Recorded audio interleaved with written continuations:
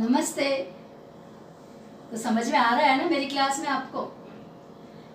कल बड़े चिंतित सा एक बच्चे का फोन आया कि मैम प्लीज अपनी एक क्लास स्लोगन के ऊपर बना दीजिए। स्लोगन, नारा।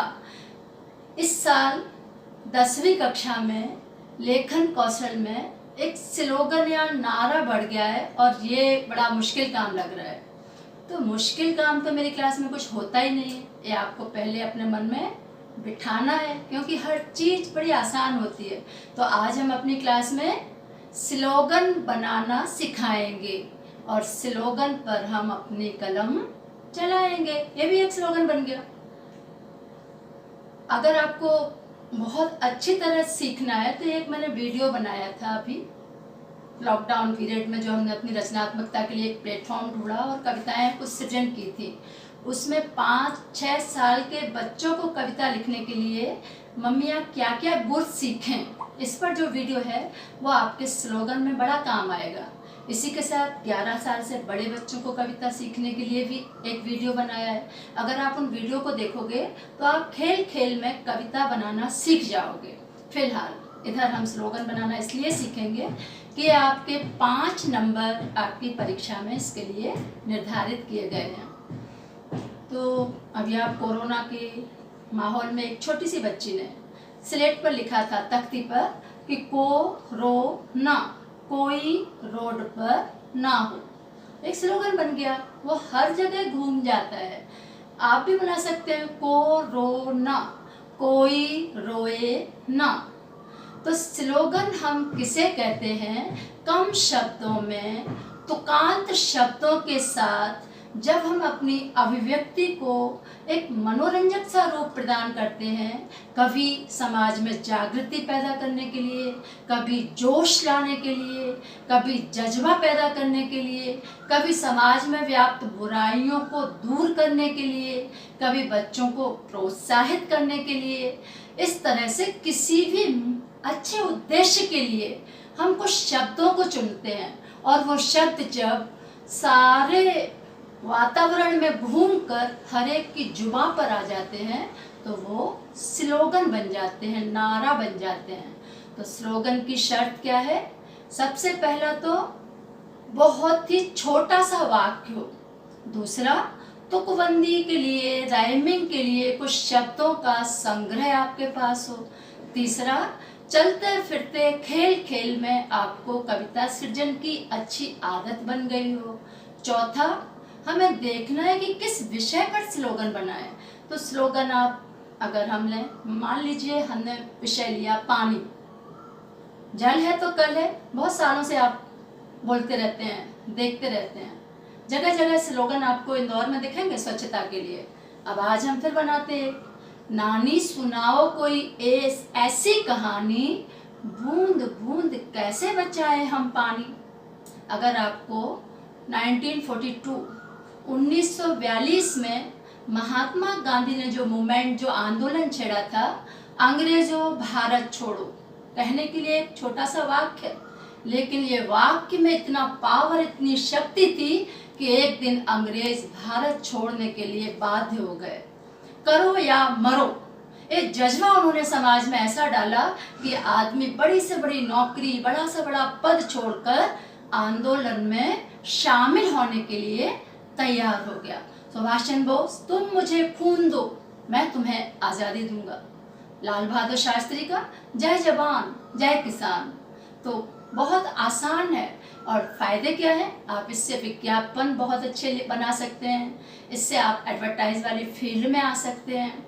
तो इस तरह हमें जो आपके पाठ्यक्रम में ये शामिल हुआ, ये ज़रूर आपकी रचनात्मकता को जगाने के लिए और आपको कुछ नए आयाम देने के लिए सीबीएसई ने स्लोगन का ये प्रश्न देना शुरू किया है। तो ये तो हमने आपको खेल खेल में स्लोगन सिखा दिया, पर मुझे लगता है कि इस वर्ष अगर आपको राइटिंग स्किल, लेखन कौशल में कोई प्रश्न आएगा तो निश्चित ही वो प्रश्न होगा आपका कोरोना से संबंधित, कोविड-19 से संबंधित, क्योंकि प्रश्न पत्र बनाने वाले के दिमाग में ये विषय ज़रूर रहेगा। तो चाहे वो अपठित के रूप में आए, पत्र लेखन के रूप में आए, संवाद के लिए आए, विज्ञापन पर आए या स्लोगन के लिए आए। तो एक जो कविता मैंने बड़े आसान से शब्दों में केवल तुकबंदी बनाई है और पूरा लॉकडाउन पीरियड का, कोरोना काल का, उसमें हमने विश्लेषण किया है, एनालिसिस किया है। तो ये कविता हम आपको सुनाएंगे और अंत तक आप स्लोगन बनाना सीख जाओगे। तो कविता है, मैं अपने बच्चों को ही समर्पित कर रही हूँ कि मेरे युवा साथियों, आपको क्या लगता है कि लॉकडाउन के बाद आएगी कोई बड़ी तब्दीली? दुनिया हो जाएगी फिर से रंगीली? तो इधर तुकबंदी कहाँ थी? तब्दीली और रंगीली। क्या खत्म हो जाएगा कोविड-19 और बजेगी फिर अमन चैन की बीन? इधर 19 और बीन से मिला दिया। अब हमें जीना होगा इसी के साथ, अब हमें जीना होगा इसी के साथ, नहीं होगा अब तुम्हारे हाथों में किसी का हाथ। फिर आप देख रहे हैं तुकबंदी, अब मैं बताऊंगी नहीं और आप समझते चले जाओगे। मास्क, सैनिटाइजर होंगे नए सामान, जब घर से निकलोगे या छोड़ोगे दुकान। सोशल डिस्टेंसिंग होगी हमारा हिस्सा, मुंह से मुंह लगाकर अब नहीं सुना पाओगे किस्सा। लिपस्टिक की नहीं होगी अब जरूरत, मास्क में ही सुंदर लगेगी अब सूरत। चलिए देखते हैं कि सामाजिक बदलाव क्या क्या होंगे, सुनिएगा। कुछ लोग ऑफिस जाने में डरेंगे तो कुछ बिना नौकरियों के बेमौत मरेंगे। कुछ घर में रहकर ही करेंगे पढ़ाई, होम ट्यूटर की होगी अब ज्यादा कमाई। मॉल, रेस्टोरेंट का बिजनेस रुकेगा, मल्टीप्लेक्स और ट्रैवल की ओर अब कोई न झुकेगा। होम डिलीवरी की बढ़ेगी बखत, छोटे दुकानदार के पास फिर होगा तखत। वायरस के साथ अन्य कंपनियां चीन ही देगा और ना चाहते हुए भी विश्व उसकी सहायता लेगा। भारत को भी हो सकते हैं कुछ फायदे, अगर लौटा लें हम अपने पुराने कायदे। पर भारत को होगा फायदा, एक कहना है जरा मुश्किल, क्योंकि दो दलों में यहाँ होती रहेगी किलकिल। तो फिर क्या करें? खर्चों पर बेटा अब लगाम लगाओ, बेवजह गाड़ी यूं न दौड़ाओ। शरीर की इम्यूनिटी बढ़ाने पर दो ध्यान, पिज्जा और बर्गर से ना बढ़ेगी शान। मदद करो, मदद करो, मदद मांगो, मदद ही है अब गहना। पता नहीं कब तक अब अकेले है रहना। यदि जिंदगी बचानी है और पटरी पर लानी है, तो बचानी हवा है और बचाना पानी है। ये स्लोगन बहुत अच्छा बन गया। शोषण प्रकृति का अब रोकना होगा, कोई यदि करे तो उसे टोकना होगा। अनुशासनहीनता का एटीट्यूड छोड़िए, जापान की तरफ अपना मुंह मोड़िए। बहुत अवसर मिले पर हमने गंवाए, करो अब कुछ ऐसा कि भारत जगत गुरु बन जाए। मोदी के नेतृत्व में ही लड़नी होगी लड़ाई, तभी पार पाओगे मेरे भाई। फिर बजेंगे बाजे और फिर होगी सगाई, गाएंगे गीत और बजेगी शहनाई।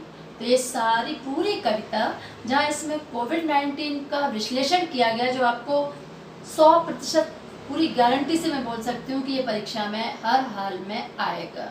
तो ये आपको फायदा हो जाएगा। वहीं आप खेल खेल में स्लोगन बनाना भी सीख गए। तो चलें, चलते चलते हमको स्लोगन ही बना लें कि यदि परीक्षा में अच्छे अंक लाना है तो इस चैनल के बेल आइकॉन को दबाना है। यदि होना चाहते हो बहुत अच्छे अंकों में पास, तो अटेंड कीजिए मिसेज चैन की क्लास। लेकिन इसके लिए आपको क्या करना, 5 में 5 अंक लाना है तो सुंदर, संक्षिप्त और सार गर्भित स्लोगन बनाना है।